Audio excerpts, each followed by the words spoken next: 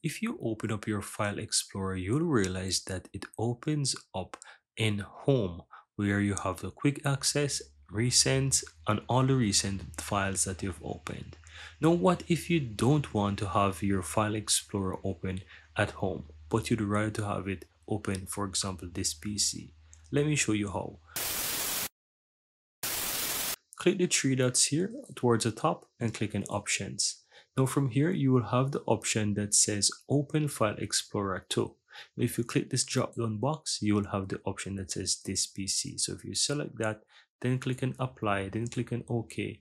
Once you close your File Explorer again and open that, you realize it will open at this PC. And that's it. At any point in time, you want to go back and have it opens at home, you can easily go back and set that. So click on the three dots, click on options, then you can switch this back to home.